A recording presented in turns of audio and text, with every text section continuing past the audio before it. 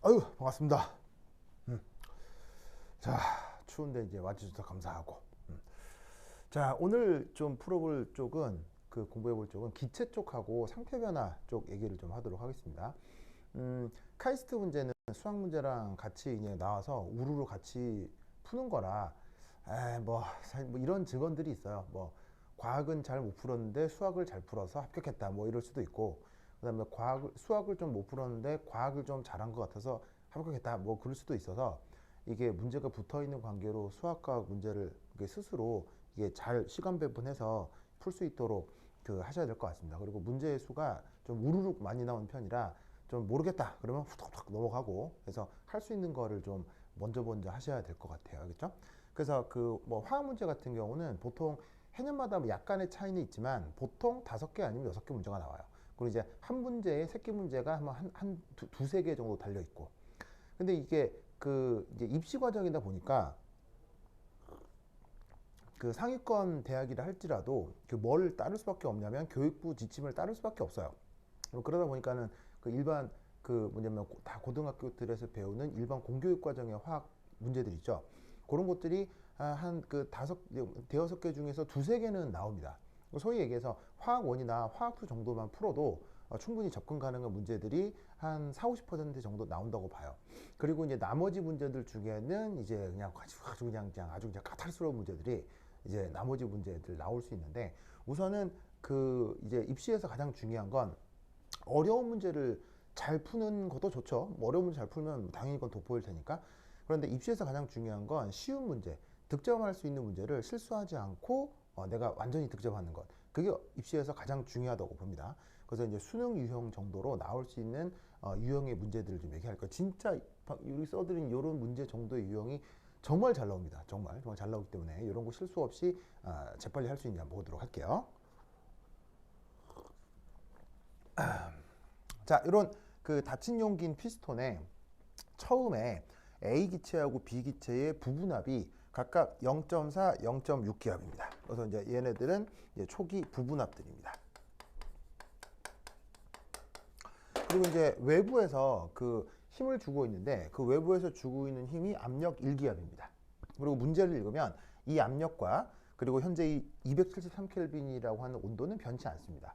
그래서 실험이 끝나도 뭐 반응이 끝나도 1켈빈으로 계속 뭐냐면 1ATM으로 계속 유지가 되고, 온도 역시 273켈빈으로 계속 유지가 됩니다. 자, 이때 주어져 있는 반응물인 A의 분자량이 60, 그 다음에 B가 분자량이 30입니다. 그리고 저 A, B 사이에는 어떤 화학 반응이 진행이 되냐면 EA, B가 EC가 되는 이런 정도의 반응이 진행이 됩니다. 아시겠죠? 거기에 새끼 문제 3개가 달려 있거든요. 자, 요럴 때 첫 번째 1, 맨 처음 여기에 있는 초기 내부 밀도, 저 기체들의 밀도가 어떻게 되는지 한번 살펴보도록 하겠어요. 그렇죠? 자, 그럼 우선 이제 뭐부터 해볼 거냐? 자, 초기니까 여기겠죠? 그래서 뭘 해볼 거냐면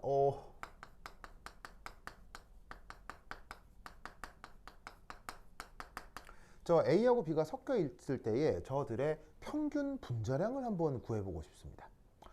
무슨 분자량? 평균 분자량. 그래서 이때 저 초기 조건에 뭘 한번 해볼 거냐면, 바로 저 기체 각 성분들의 몰 분율, 저 성분들의 몰 분율이 어떻게 되는지 한번 살펴보도록 하겠어요. 자, 그러면 A하고 B가 섞여 있으니까 A의 몰 분율은 자 어떻게 표현할 수 있느냐? 바로 A의 부분합과 B의 부분합을 활용하면 몰 분율을 바로 알 수 있죠. 그래서 0.4 더하기 0.6 분의 0.4 ATM, 이렇게 표현하면 되겠어요. 자, 물론 뭐 이런 유형의 문제 풀이가 익숙하다면 사실 뭐 이렇게 해볼 필요도 없이 그냥 바로 0.4구나 바로 이렇게 답할 수 있지만 굳이 내가 이렇게 한번 써본 이유는 몰 분율을 이렇게 표현할 수 있는 근거가 뭐죠? 기체분화물에서 A의 몰 분율을 저렇게 표현할 수 있는 근거가 뭐죠? 우리 경기고등학교 오빠 이름이? 정규? 아, 정규 분포할 때 정규? 아, 좋습니다. 멋진데요? 정규. 그다음에 우리 그 부고 오빠 이름이? 연수. 아, 현수. 현수면은 그 스위트 홈에 나오는 그 몬스터로 변하는 그 친구 이름도 현수인데. 그래. 그렇죠. 좋아. 잠깐만. 정키 오빠? 이 근거는? 기체 몰분율이 어. 그 어떤 음. 전체 기체분의 그 기체가 차지하는 비율이기 때문에 그 모든 기체 그 기체 전체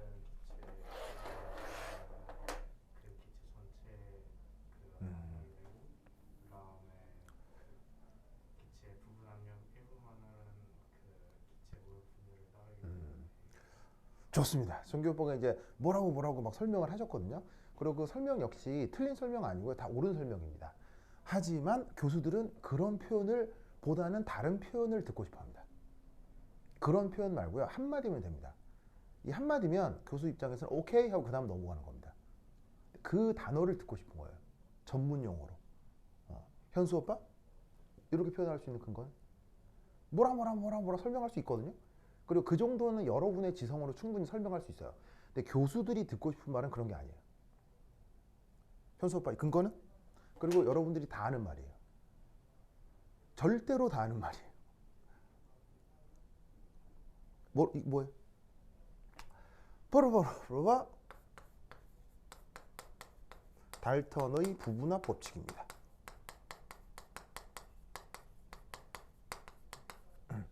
정규 오빠, 이 말 알죠?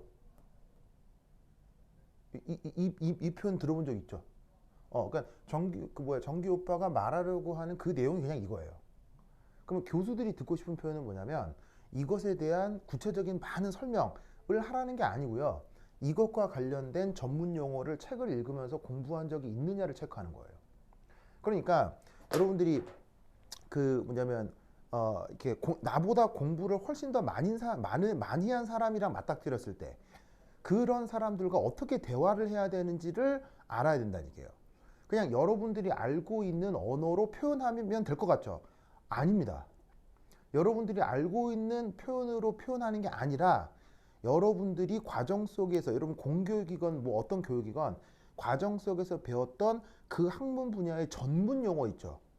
전문 용어로 여러분들이 알고 있는 내용을 표현해야 돼요. 현수빠 알겠죠? 현수빠 교과서에서 달턴의 부분화 법칙이란 말 본 적 있어 없어요? 없어요? 있을 리가 한국에서 한국에서 고등학교 맞죠? 한국에서 공교육을 거쳤다면 저 단어를 안 배웠을 리가 없습니다. 무슨 말 알겠죠? 그러니까 저런 식으로 답해야 됩니다. 예를 들면 뭐 저게 뭐예요? 그럼 네, 달턴의 부분화 달이라고 말 한마디만 하면 그냥 교수가 오케이 하고 넘어가라고 합니다. 근데 무슨 말인지 알겠죠? 그래서 그 교수와 말을 할 때는 대화를 할 때는 항상 전문 용어로 표현해야 된다. 알겠죠? 그래서 굳이 한번 써본 겁니다. 자, 그럼 마찬가지로다가 XB 이것은 어떤 걸로 표현을 할 수 있겠어요? 바로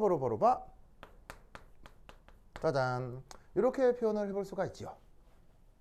맞습니까? 자, 왜냐? 몰 분율이라고 하는 걸 수학자들은 뭐라고 생각할까요? 정기 오빠. 몰 분율을 수학자들이 보면 화학을 1도 모르는 수학자에게 수학자야, 몰 분율이란 이렇게 정의되는 거야 라고 설명하면 수학자가 그 설명을 들은 다음 뭐네? 할 겁니다. 여러분들이 다 알고 있는 단어. 현수 뭐죠? 여러분들이 다 알고 있는 단어입니다. 수학 시간에 맨날 쓰는 단어 중에 하나입니다. 맞습니다. 확률. 어떤 시스템 내에서 어떤 관심 있는 입자의 존재 확률을 화학자는 몰 분율이라 하는 겁니다. 수학자들이 확률이라고 표현하는 걸. 무슨 말인지 알겠죠? 그러면 모든 경우의 수의 확률을 다 더하면 값이 1이잖아요. 그럼 여 확률을 구하는 건 1에서 빼는 거죠. 알겠죠? 그래서 간단하게 뭐 0.6. 그래서 사실 뭐 여기에 있는 이거 보고 이 문제풀이가 억수로 익숙한 사람은 바로 이제 보자마자 뭐 몰분율 0.3, 0.4 바로 하겠지만 그걸 굳이 이제 전문 용어로 만들어서 표현을 하면 저렇다 이런 말이에요. 아시겠죠? 자, 그럼 이때 여기서 평균 분자량이 어떻게 구하고 싶으냐? 바로 봐. 짜잔. 자, 이 평균을 앞으로 이제 이렇게 표현할게요. 이게 이제 평균 표시를 위해 짝대기를 이렇게 넣어 볼게요. 자, 그럼 얘는 그리고 요 대문자 m은 뭐 분자량 혹은 몰질량이라고 합시다. 그러면 지금 A하고 B가 섞여 있는데 저 A의 분자량과 B의 분자량이 각각 제시가 되어 있고 저 둘을 섞어놨을 때 0.4, 0.6으로 섞어놨을 때 평균 분자량이 어떻게 되느냐? 이렇게 되겠지요.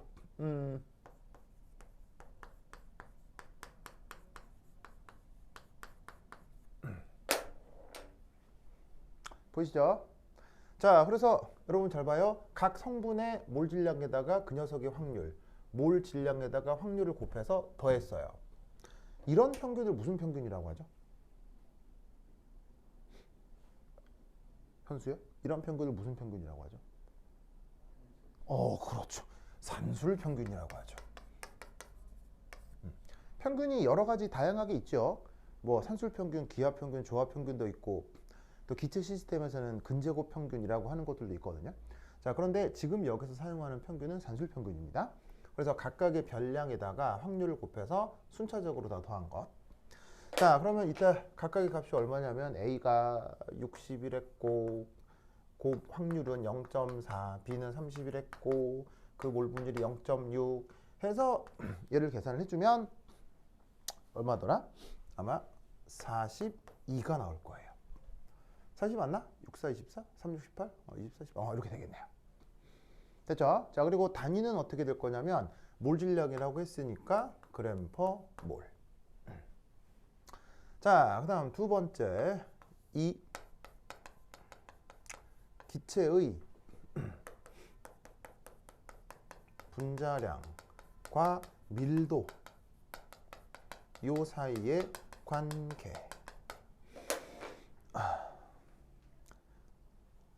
정규 오빠? 분자량과 밀도 사이의 관계 뭐가 있죠? 예. 공식이 있죠. 기체의 분자량과 밀도 사이의 관계 공식이 있죠. 화학 2 과정에 나오죠. 까먹었어. 현슈? 저 관계식이 뭐죠? 기체의 분자량과 밀도 사이의 관계.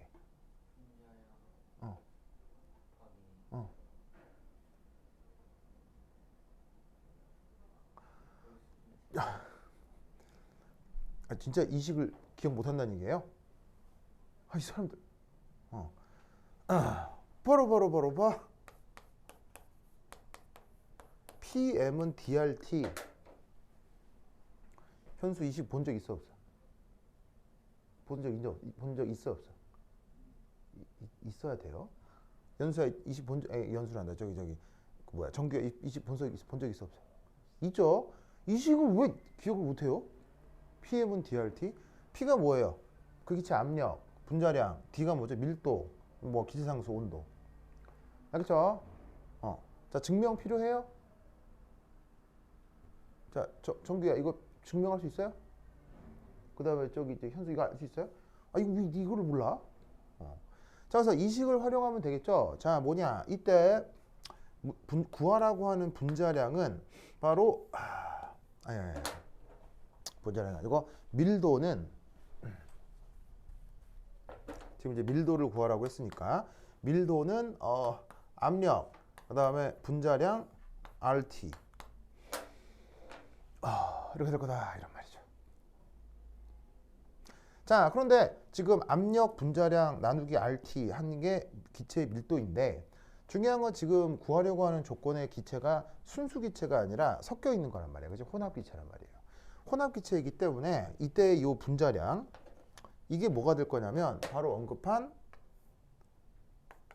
평균 분자량일 거란 말이에요. A하고 B가 섞여 있는. 그렇다고 하면 여기에 있는 이 압력은 무슨 압력일 거냐? 그 둘이 섞여서 동시에 가해지고 있는 압력, 바로 전체 압력이 될 거란 얘기예요. 부분압이 0.49, 0.6이면 그 전체가 외부 압력 1기압이랑 균형을 이루고 있을 거 아니에요. 그죠? 자, 그럼 이때 저 AB가 섞여 있는 전체 압력은 지금 1기압이죠. 자, 그리고 위에서 구해놓은 분자량 얼마냐면 평균 분자량이 42g/몰일 거고요. 자, 그리고 계산의 편의를 위해서 R은 기체상수고 T는 온도인데 문제에서 뭐라고 되어 있냐면 그걸 아예 그냥 이렇게 제시를 해줬어요. 계산을 좀 쉽게 하라고요. 그래서 저기에 넣고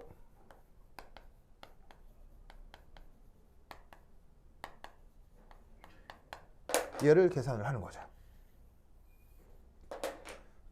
알겠죠? 자, 그러면 단위가 예쁘게 약분이 될 거예요. ATM 약분이 되고요. 그 다음에 몰의 역수가 약분이 되죠. 그 다음 어떤 단위가 남게 되냐면 g/L가 남게 돼요. 그러면 단위상에서도 질량을 부피로 나누는 거죠. 질량을 부피로 나누게 되기 때문에 당연히 뭐가 되겠어요? 분자량 정보가 된다 이런 말이에요. 무슨 말씀인지 아시겠죠? 그렇죠? 자, 그래서 얘를 계산을 해주시면 42 나누기 22.4가 되겠죠. 그럼 42 나누기 22.4 하면 이게 묘하게도 7로 나누어 떨어지는 숫자거든요. 딱 난 대충 하면 1.875인가? 뭐 이렇게 나왔던 것 같아요. 계산 알아서 해보세요. 그래서 이런 식으로 밀도가 나옵니다. 자, 그래서 이제 이게 1번이고요. 자, 두 번째 2는 뭐라고 되어 있냐면, 자, 그래서 반응을 시켰어요. 그래서 이제 반응이 완결 후, 반응이 이제 완결이 된 후, 그 다음에 각 성분의 부분압, 요걸 살펴보라고 합니다. 각 성분의 부분압을 살펴보라고 합니다. 자, 그럼 이때 여기서 첫 번째 1. 자,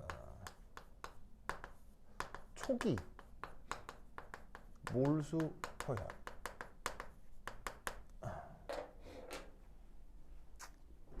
자, 저기 초기 몰수 표현을 한번 보시면 초기에 A하고 B만 있었는데 각각의 몰 분율이 0.4, 0.6이었죠. 보이시죠? 자, 그러면 이때 여기서 우리는 어떻게 생각을 해볼 수가 있냐면 몰 분율과 실제 존재하는 몰수는 당연히 비례할 거 아니에요. 그래서 어떻게? A는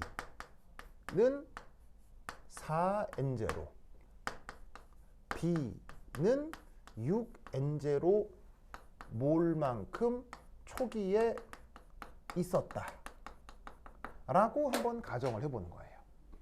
자, 뭘 그대로 따른 거냐면 0.4 대 0.6, 다른 말로 4 대 6이에요. 아시겠죠? 그래서 A하고 B가 각각 4 대 6만큼 몰수로 있었다. 그럼 당연히 몰 분율은 0.4, 4 대 6이 되겠죠. 뭐면 되겠죠? 이때 여기에 있는 이 N0, 이런 건 이제 뭐예요? 내 임의로 정한 비례 상수인 거죠. 자, 그럼 이런 상태에서 주어진 반응의 반응 양론을 살펴봅시다. 자, 반응이 이렇게 진행이 된대요.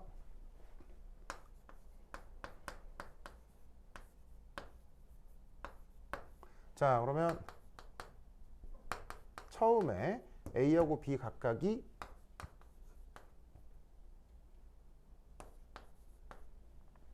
요래. 자, 그러고 나면 반응을 시켰을 때 2대 1이니까 몇 대 몇 대 몇으로 반응을 할 수 있겠어요? 바로 2대 1대 2 이런 식으로 반응을 할 수 있겠죠. 그래서 드디어 끝이 나면 빵 4n 제로 4n 제로 되죠. 그래서 이런 식으로다가 짜잔 이렇게 없어져 버리는 이런 현상을 전문용어로 뭐라고 하죠? 화학의 양론 전문용어로 이런 현상을 화학에서 전문용어로 뭐라고 하죠? 학교에서 맨날 배우잖아요. 수능 실지도 나오잖아요. 이런 거 뭐라고? 한계 반응물.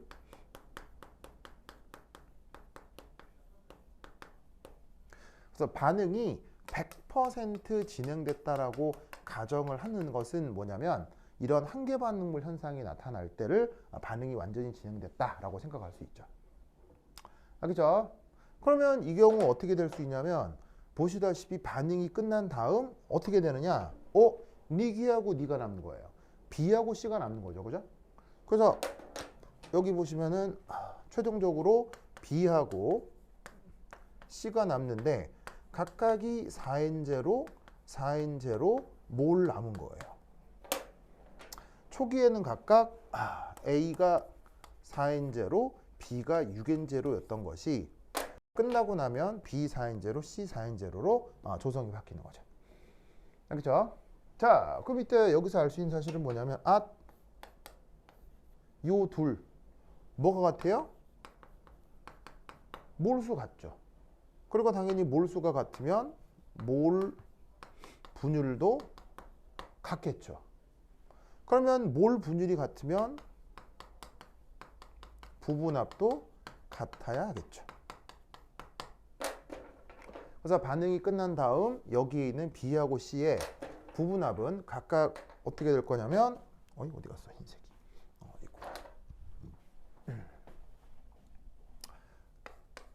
B의 부분압, C의 부분압.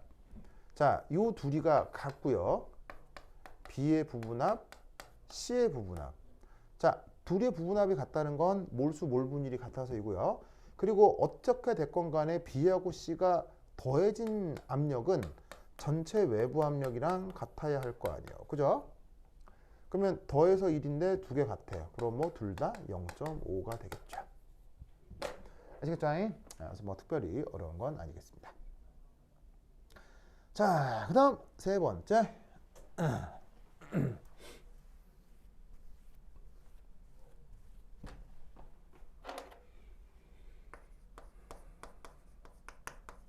반응 전후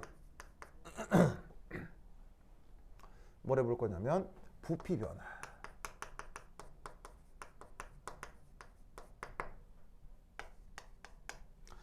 자, 지금 이 문제는 전체 부피가 얼마인지 직접적인 정보는 없습니다.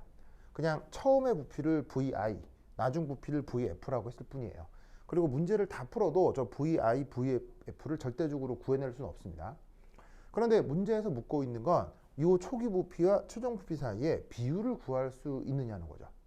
자, 그러면 지금은 어쨌거나 뭐하고 뭐가 일정해요? 바로 온도하고 압력이 일정하죠. 그러면 등온 등압 조건에서 우리가 생각할 것 뭐냐면 기체와 관련해서는 PV는 nRT, PV는 nRT. 그럼 요거와 관련해서 우리는 어떤 생각을 할 수가 있냐면 바로 요렇게 자 이렇게 수식 변화를 할 수 있지요. 그러면 알 수 있는 사실은 뭐냐면 뭐하고 뭐? 등압, 등온. 그럼 압력이 일정하고 부피가 일정하다? 뭐가 일정하다는 얘기예요? 그 상황의 몰수를 부피로 나눈 이 값이 일정해진다는 얘기겠죠. 맞습니까? 그러면 이것으로부터 우리는 어떤 생각을 해볼 수가 있냐면 자 반응 전에 봅시다. 4N0, 6N0만큼의 몰수가 있었죠. 그러면 4N0, 6N0. 그리고 그때의 부피가 VI였죠.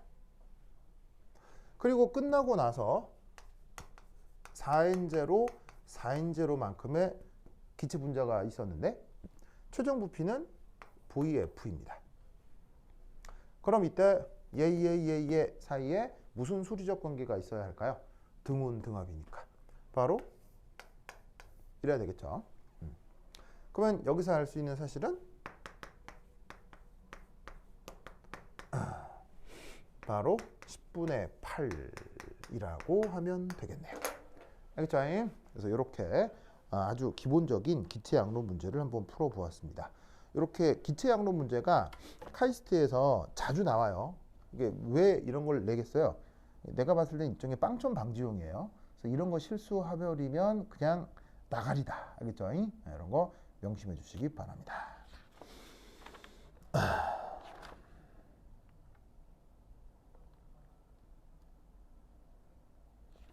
자, 그 다음 어디 한번 가볼 거냐면요. 13페이지에 25번 한번 해보겠습니다. 13페이지에 25번. 찾았어요? 13페이지 25번. 13페이지 25번. 13페이지 25번을 해볼까?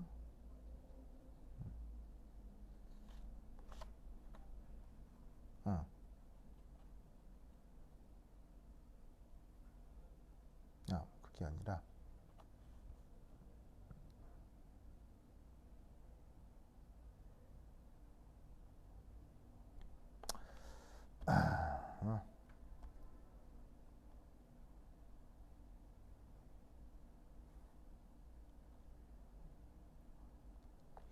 자, 몇 번을 한번 가볼 거냐면요. 18페이지에 36번 한번 해보겠습니다. 18페이지 36번.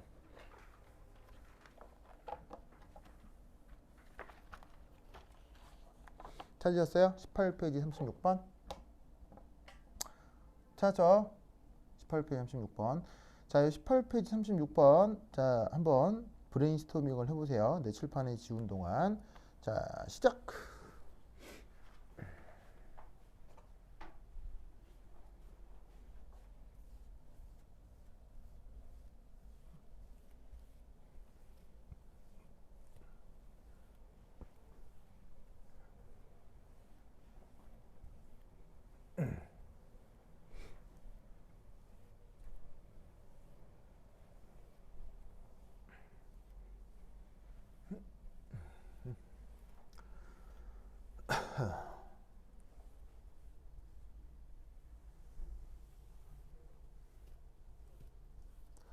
몇 번이라고? 36번.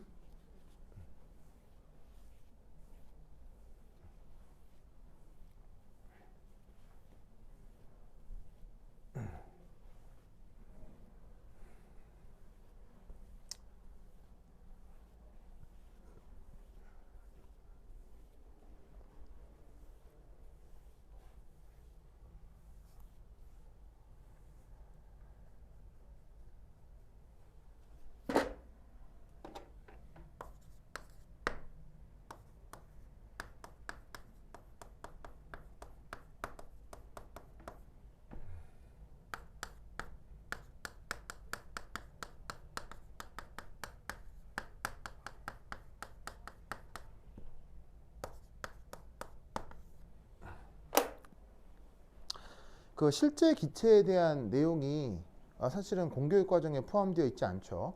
그러면 뭐 카이스트 혹은 뭐 오늘 시험을 치른 서울대 등에서 실제 기체에 대한 입시 문제가 나오느냐? 네, 나옵니다. 네. 그럼 어떤 식으로 나오느냐?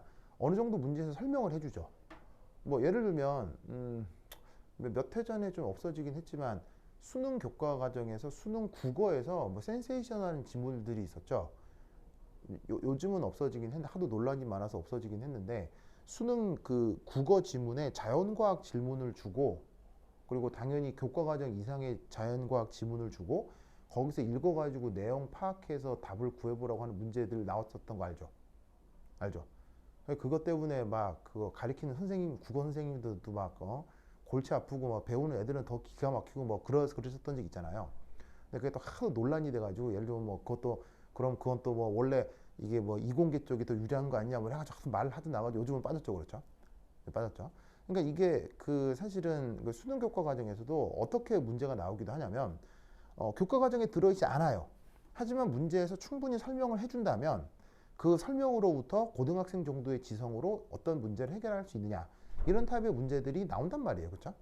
그러다 보니까 실질기체 역시 시험에 당연히 실질기체 역시 공교육 과정에 들어있지 않지만 상위권 대학에서는 충분히 생각해 보라고 문제를 제시할 수 있어요, 알겠죠? 당연히 설명을 주고요. 하지만 그 뭐 설명을 준다 하더라도 원래 모르는 애가 설명 있고 푸는 게 빠르겠어요? 알고 있는 애가 그냥 푸는 게 빠르겠어요? 뭐 당연하지 않겠어요? 그래서 이제 실제 기체에 대한 생각도 좀 해야 되는데 최근은 아닌데 몇 해 전에는 카이스트에서 실제 기체에 대한 문제가 굉장히 많이 나왔어요. 굉장히 많이 나왔어요. 근데 이제 최근엔 안 나왔는데 최근에 안 나오면 안 나올까요? 아니면 안 나왔으니까 나올 때가 됐을까요? 아무도 모르니까 좀 해보자 이런 얘기죠. 알겠죠? 저 누구야? 정규 알겠죠? 정규 이름 너무 멋진데? 정규. 멋져요? 그렇지. 현수도 멋져요. 현수 막 내가 자극하면 몬스터로 변하는 거 아니에요? 날개 달리고 막 푹 이렇게 막 그런 건 아니에요? 알겠습니다. 그래. 자 봅시다. 우선 이 실제 기체. 자, 이 실제 기체를 영어로 이제 real gas. 그리고 이제 이상 기체는 ideal gas라고 하는 건데 이 이상 기체에 대한 그 뭐냐면은 이해를 하기 위해선 그러니까 실제 기체에 대한 이해를 하기 위해선 우선 이상 기체가 뭔지를 얘기해야 돼요. 그러니까 여러분들이 학교에서도 이상 기체에 대한 말을 많이 써봤죠. 이상 기체 이런 말 들어본 적 있죠. 그런데 그 이상 기체가 뭐냐라고 묻는다면 보통의 학생은 그냥 뭘 잘 만족하는 피부 있는 NRT를 잘 만족하는 그런 기체다 이렇게 답할 수 있을 거예요. 네, 물론 맞는 말이에요. 그런데 저 피부 있는 NRT를 잘 만족하려면 몇 가지 조건이 세부적으로 붙어야 되거든요. 그걸 교수들은 궁금해할 수 있어요. 알겠죠? 그러면 이상 기체의 성격이 뭐냐라고 묻는다면 첫 번째 이겁니다. 그 자체 크기가 없어요. 그리고 무시할 만큼 작다. 요게 이상기체가 갖는 첫 번째 조건입니다. 이런 말을 쓸 수 있어야 돼요. 자, 이때 묘한 표현이 있는데 그 스스로의 크기가 없다. 그러면 스스로의 크기가 없으면 세상에 있는 거예요, 세상에 없는 거예요? 이게 뭐냐면 존재할 수 없는 거거든요. 그러니까 스스로의 크기가 없으면 뭐야 이게 물질이야? 뭐야 뭐 영혼이야? 뭐 아무것도 없잖아. 그러면 세상에 없는 거니까 세상에 없는 거 가지고 우리가 말할 수 있어요, 없어요? 세상에 없는 거 가지고 말하는 건 좀 약간 조금 좀 허하잖아요. 그래서 이렇게 스스로 자체 크기가 없다라고 얘기하기가 조금 난감해서 물리학자들은 이거를 그래서 그 크기를 무시할 만큼 작다라고 이렇게 저렇게 애둘러 표현을 해요. 그래서 굉장히 작다거나 아니면 실제로는 없다거나 이렇게 표현을 하는데 그것이 어쨌건 이상기체의 첫 번째 뭐냐면은 성격입니다. 알겠죠? 자, 그다음 두 번째는 뭐냐면 요거예요. 분자 간 인력과 청력 이것이 없습니다. 이상 기체를 이루는 분자들이 있겠죠. 조그만 단위인 알갱이들이 있을 텐데 그 알갱이들 사이에는 인력하고 청력이 없다라고 가정합니다. 여러분 아시겠죠? 그러면 성분 사이에 인력도 없고 청력도 없다라고 하면 뭐도 없어질까요? 현수야. 인력도 없고 청력도 없다라고 하면 뭐도 없어질까요?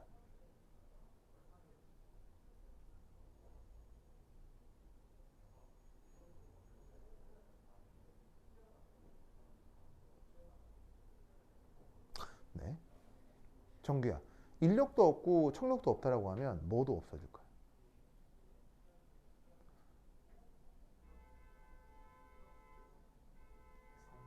어?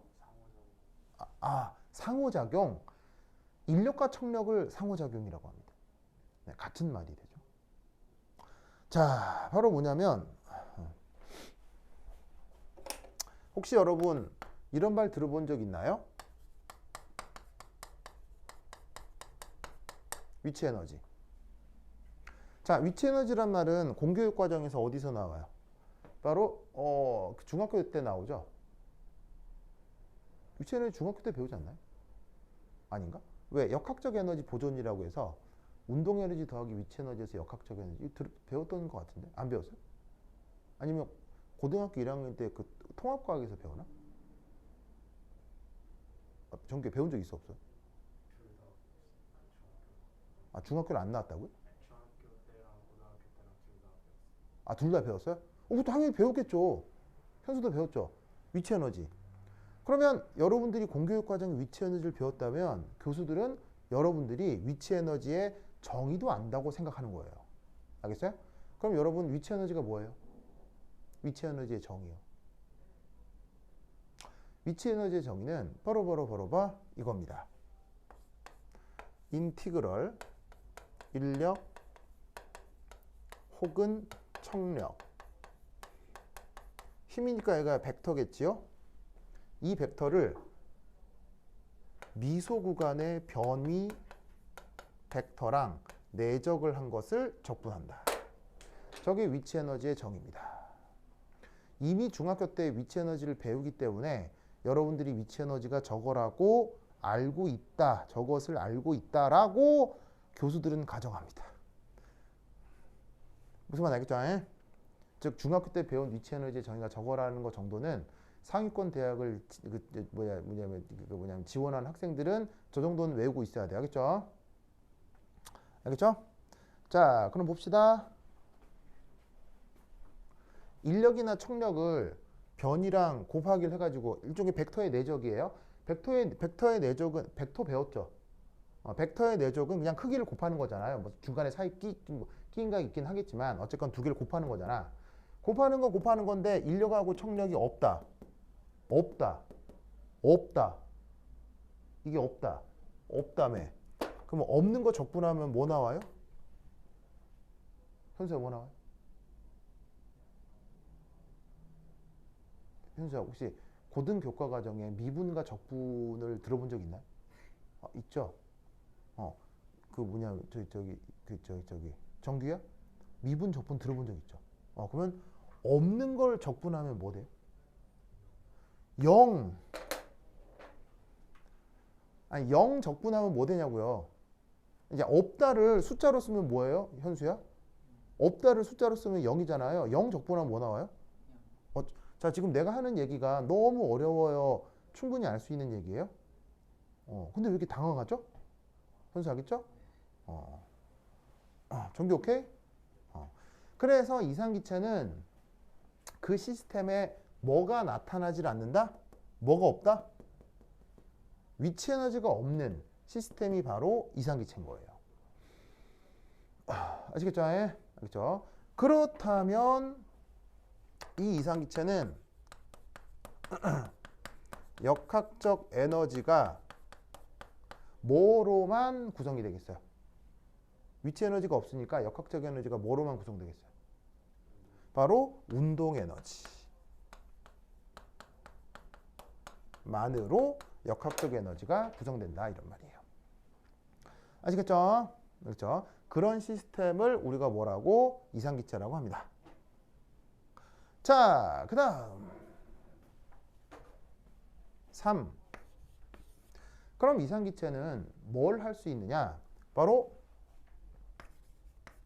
완전 탄성 충돌을 하는 시스템입니다. 완전 탄성 충돌. 자, 완전 탄성 충돌이 뭐죠? 완전 탄성 충돌. 저기 정규 완전 탄성 충돌 학교에서 배워본 적 있나요? 뭐죠? 운동량이 보존되는 거. 그럼 완전 탄성 충돌이 아닐 때는 운동량 보존이 안 되나요? 운동량 보존은 항상 된다고 보죠. 완전 탄성 충돌의 정의가 뭐죠? 저기 현수야?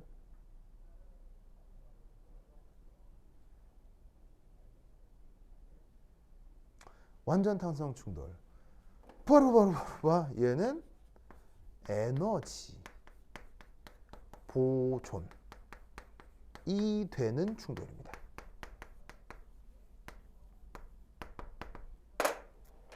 자, 기체 분자는 끊임없이 움직이거든요. 그럼 움직이다가 누구랑 주로 부딪히냐면 움직이다가 지가 들어있는 그릇 벽면을 들이받을 수도 있고요. 그리고 움직이다가 기체들끼리 부딪힐 수도 있어요. 현수야, 그렇겠죠? 그러니까 기체들은 끊임없이 들이받는데 그 들이받는 모든 충돌에 대해서 뭐 항상 에너지가 보존이 된다 이런 얘기예요. 알겠죠? 그런데 사실 우리는 어떤 생각을 할 수가 있냐면 에너지 보존? 이거 그냥 되는 거 아니야? 생각해 볼 수 있거든요. 그런데 사실 에너지 보존은 가만히 생각해 보면 에너지 보존이 된다고 말은 하지만 실제 시스템에서 에너지 보존이 되는 것을 실험적으로 보일 수 있어요? 불가능해요? 엄밀하게 에너지 보존을 실제로 보여줄 수 있어요? 불가능해요? 에너지 보존은 사실 말만 그렇게 하는 거고요. 실제로 보여주기가 불가능합니다. 뭔 말이냐면 정말 에너지 보존이 된다고 쳐? 그럼 이런 일이 벌어져야 돼요. 따뜻한 음료수를 보온병에 넣었어요. 그럼 뚜껑을 딱 닫고 그 다음 100년 후에까지 기다리는 거예요. 그럼 100년 후에 열어봤더니 그 음료수가 따뜻해. 그럼 진짜 에너지 보존이야. 현수야, 맞죠? 자, 현수야, 이런 거 가능해, 불가능해? 불가능하지. 세상에 그런 건 없지. 그러니까 에너지 보존은 사실 허울 뿐이에요. 그러니까 말만 그렇게 하는 거고 그렇게 가정하는 거고 실제 실험으로 보이는 건 불가능입니다. 알겠죠? 굳이 에너지 보존이 가능한 진짜 존재 시스템 뭐예요? 에너지 보존이 실제로 이루어지고 있는 유일한 시스템은 뭐예요? 에너지 보존이 이루어지고 있는 진짜 유일한 체계, 그건 뭐죠? 만약에 굳이 하나 꼽자면 그게 바로 우리가 살고 있는 전 우주예요. 전 우주. 에너지라고 하는 건 계속 모습을 바꾸기 때문에 국한된 영역에서 에너지 보존을 생각하기가 어렵거든요. 하지만 빠져나가거나 들어오거나 하는 이런 모든 상호작용하는 모든 상황을 다 합친 우주는 그 에너지가 계속 이 우주 안에 있을 거 아니에요. 그러니까 그 대상을 우주로 국한을 하면 그때는 에너지 보존이 된다라고 말할 수 있지만 보온병 같이 이런 내가 제한된 조건을 임의적으로 만들어 두고서는 실제 에너지 보존을 언급해도 실제로 그건 보여주기가 아주 어려워요. 무슨 말 알겠죠? 그런데 이상기체는 뭐가 된다고? 에너지 보존이 된다라고 얘기를 해주는 거예요. 즉 이상기체가 함유하고 있는 열에너지는 아무리 시간이 지나도 다른 데로 빠져나가지 않는다라고 생각하는 거예요. 무슨 말 알겠죠? 그래서 저렇게 이상기체를 정의하는 거예요. 그러면 생각해보면 이 이상기체는 한번 보세요. 이상기체는 그래서 이런 이상기체는 세상에 잘 존재하겠어요? 이런 건 존재하기 어렵겠어요. 생각해보면 이제 자 봐. 스스로 크기도 없어. 인력도 없고 청력도 없어. 그 다음에 말도 안 되는 에너지 보존도 돼. 그러면 이 이상기체는 실제 존재하는 거겠어요? 실제 이런 건 없겠어요? 이런 건 없는 거예요.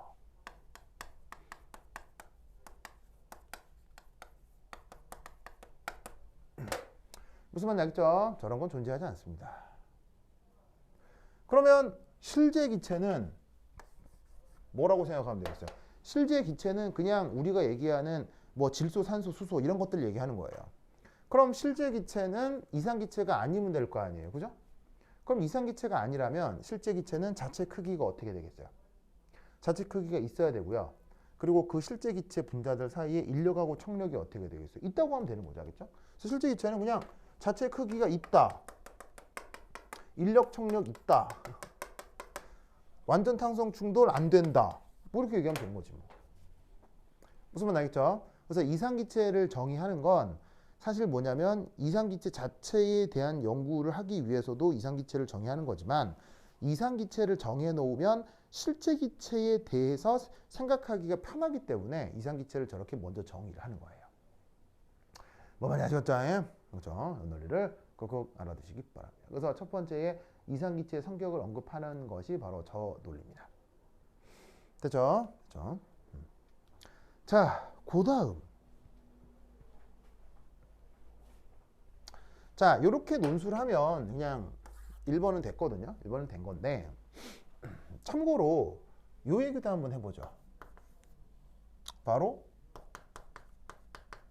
실제 기체가 이상 기체처럼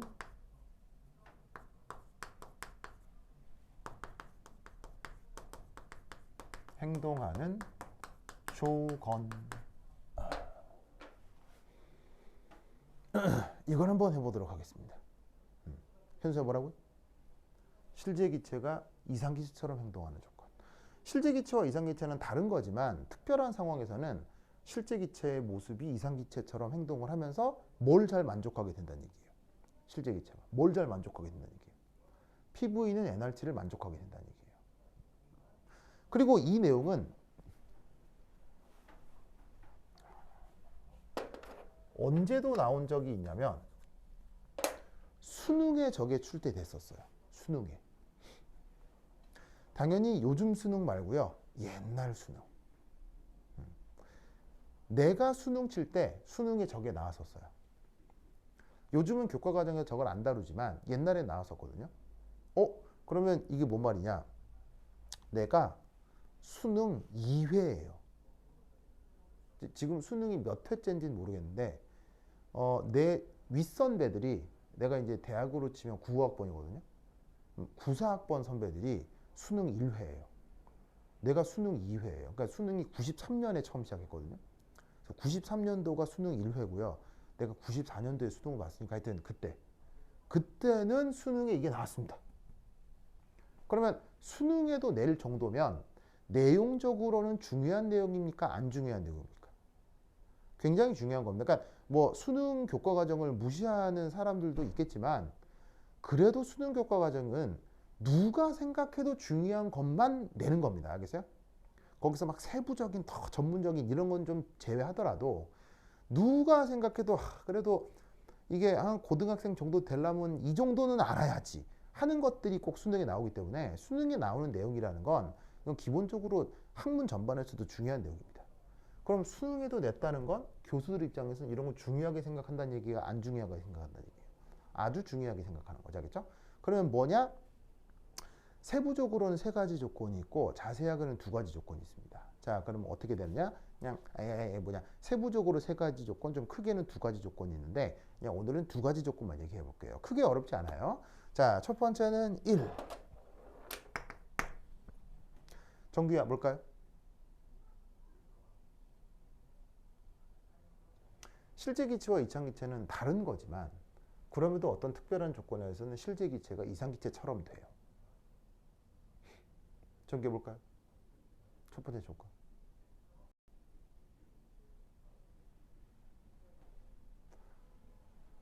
그리고 그렇게 행동한다는 말은 PV는 NRT를 잘 만족한다는 얘기예요. 잘 만족.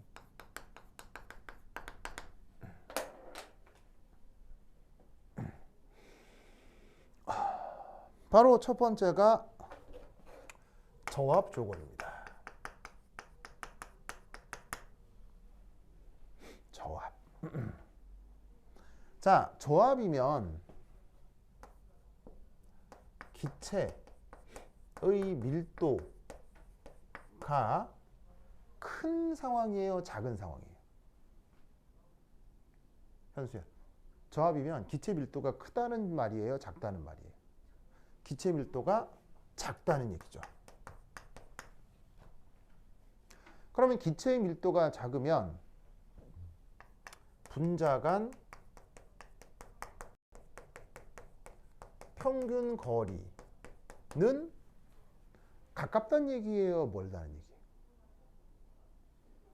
기체의 밀도가 작으면 분자 간 평균 거리가 가깝다는 얘기예요, 멀다는 얘기예요? 상대적으로 멀어진다는 얘기죠.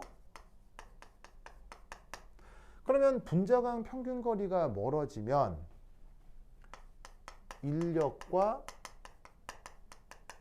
청력의 크기가 커지겠어요, 작아지겠어요? 멀리 떨어져 있어요. 그럼 끌어당기는 힘이 됐건 밀어내는 힘이 됐건 멀어지면 커지겠어요, 작아지겠어요? 어려워요? 어려워요?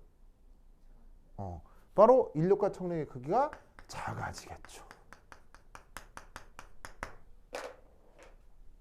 무슨 말 알겠죠? 그러면 이게 무슨 조건 비슷해지겠어요? 바로 이 조건 비슷해지는 거예요. 이상기체의 경우 인력하고 청력이 없다 그랬잖아요. 그런데 저합 조건에서는 그 비슷한 일이 벌어지는 거예요. 현수 알겠죠? 이렇게 말을 만들어 설명할 수 있어야 돼요. 그 다음 두 번째, 저합 조건에서 또 실제 기체가 이상기체처럼 되는 이유는 바로 두 번째 이겁니다. 그 기체가 들어있는 그릇의 부피에 비해서 그 그릇의 부피에 비해서 기체 분자 자체 크기를 무시할 수 있기 때문이에요.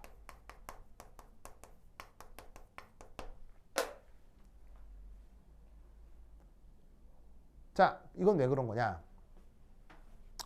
이게 실제로 조사한 바에 의하면 기체 분자 자체 크기, 이거는 여러 실험 데이터들로부터 사람들이 미리 구해놨어요. 그럼 대략 어느 정도냐면 이 정도입니다. 그래서 기체 분자를 실제로 크기를 조사를 하면 그 기체 분자를 끌어모으면 대략 1몰당 0.01리터 정도 돼요. 알겠죠? 뭐 왜 그러냐? 그런 건 없고요. 뭐 지들이 뭐 저 정도 생겼나 보지, 알겠죠? 그런데 혹시 여러분 이런 말 들어본 적 있어요? 그릇의 부피 중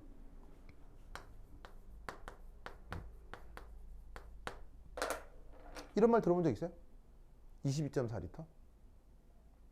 기체 관련해서 저런 말 들어본 적 있죠?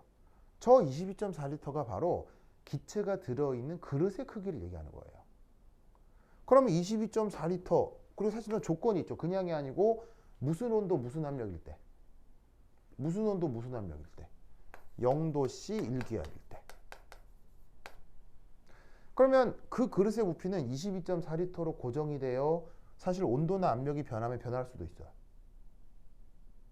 온도나 압력이 변하면 변할 수도 있잖아요. 특히나 1기압보다 낮은 저압 조건이면, 저압 조건은 자, 얘는 사실은 무슨 조건과 같다고 얘기를 할 수도 있냐면 압력이 낮기 때문에 부피가 큰 조건과 내용적으로 같은 거예요. 기체에 가해지는 압력이 작으니까 기체가 부피가 팽창해가지고 들어있는 그릇의 부피가 커진다. 자, 말도 안 되는 얘기예요, 당연한 얘기예요? 당연한 얘기죠. 그러니까 저압 조건이라는 얘기는 다른 말로 부피가 큰 조건이라는 거니까 이 22.4리터보다 사실은 더 커질 수도 있다는 얘기인 거죠. 무슨 말인지 알겠어요? 이것보다 더 커진다. 1기압일 때 이거니까. 그러면 기체 자체의 자체 크기는 이거는 이미 일정할 거거든. 이건 정해진 건데 이건 계속 커지는 거니까 그릇의 부피에 비해서 얘를 정말 무시할 수 있게 되는 거지. 알겠죠? 그래서 실제 기체가 이상 기체처럼 행동하는 조건, 그럼 이렇게 되면 어떤 조건 비슷해지는 거냐면 이런 조건 비슷해지는 거라고요. 알겠죠? 그래서 실제 기체가 이상 기체처럼 행동하는 조건 첫 번째, 바로 저압 조건 되겠습니다. 현수 오케이? 그래서 말을 이렇게 쓸 수 있어야 되겠죠? 이게 뭐냐면 실제로 대면에서 교수가 묻는 거니까 면접 상황에서 저렇게 말할 수 있어야 됩니다. 그 다음 두 번째, 고온 조건이에요. 고온 조건. 실제 기체가 이상 기체의 상태 방정식인 PV는 nRT를 만족하는 또 하나의 조건, 고온 조건입니다. 고온, 뜨끈뜨끈. 자, 이때 압력과 부피는 1번에서 얘기를 했기 때문에 2번에서는 압력과 부피가 변한다고 얘기를 해야 되겠어요? 안 변한다고 얘기를 해야 되겠어요? 두 번째 얘기를 할 때는. 자, 잘 봐요. 어떤 함수에 변수가 여러 개가 있을 수 있잖아요. 그러면 어떤 한 변수가 여러 개인 함수에 대해서 어떤 변수가 어떤 함수에 영향을 줄 때 변수 여러 개가 동시에 마구마구 움직이면 그 각각이 함수에 어떤 영향을 주는지 알기 쉬워요? 매우 불편해요? 불편하잖아요. 그러니까 변수가 여러 개일 때는 한 변수에 대한 변화 생각을 하면 다른 변수는 어떻게 해야 되겠어요? 고정해야 되겠죠. 다른 변수는 고정하고 하나만 변화시켰을 때 함수가 어떻게 돼야 되는지 알아야 될 거 아니에요. 그렇다면 사실은 이 1번 조건도 언제 등온일 때, 알겠죠? 온도가 일정하다라고 할 때 저압 조건이 실제 기체가 이상 기체적 행동 조건이 된다는 얘기예요. 그러면 두 번째는 고온이니까 이제 더 이상 등온이에요, 변온이에요? 이때부터는 등온이에요, 변온이에요? 온도가 변하는 조건이잖아요. 그죠? 온도를 막 올리는 거니까요. 그러면 온도를 변화시킨다라고 하면 그때는 누구를 일정하게 만들어 둔다는 얘기예요. 그때는 누구가 일정하다는 얘기예요. 바로 둘 중에 하나. 예를 들면 정적 과정이라는 얘기예요. 부피가 일정한. 알겠죠? 그래서 부피를 일정하게 두고 온도를 한번 변화시켜 보자 이런 얘기예요.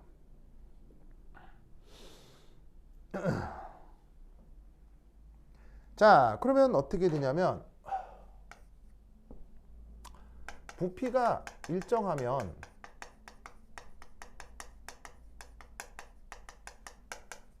분자 간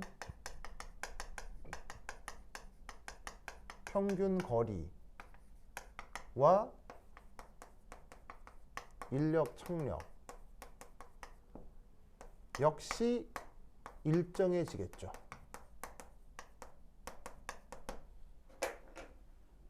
온도가 고온이건 저온이건 부피가 정해져 있으면 기체 분자 간 평균 거리는 정해져 있기 때문에 인력하고 청력은 크기가 일정해집니다.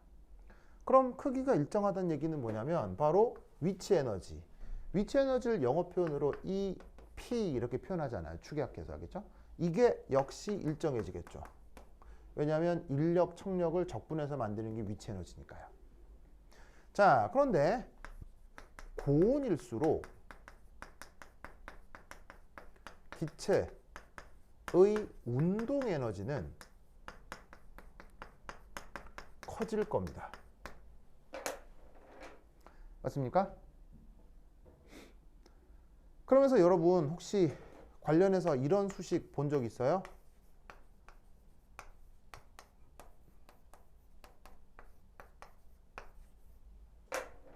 자, 이런 수식 본 적 있죠? 그래서 기체의 평균 속력은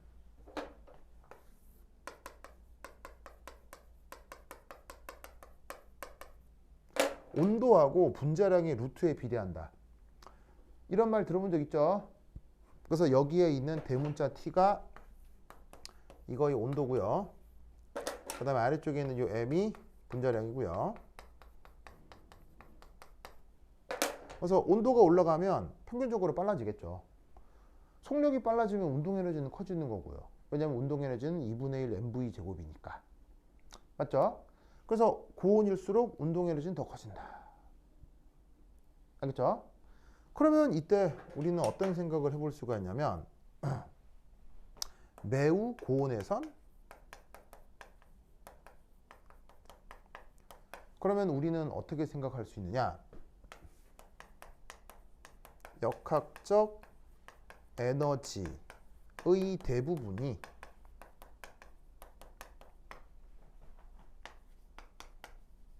운동 에너지로 구성이 될 거예요. 왜냐하면 역학적 에너지라고 하는 게 원래 정의가 운동 에너지에다가 위치 에너지를 더하는 건데, 그 뭐 그릇이 일정하면 이 부분은 계속 일정할 거거든요. 근데 온도가 올라가서 이게 계속 커지면, 이 고온 조건에서 운동이 계속 커지면 역학적 에너지도 계속 커질 거 아니에요. 얘는 정해져 있는데 계속 커지면 이 녀석의 대부분이 운동 에너지로 구성된다 라고 말할 수 있죠. 그럼 이 상황이 뭐랑 비슷해지냐면 이 상황이랑 비슷해지는 거예요.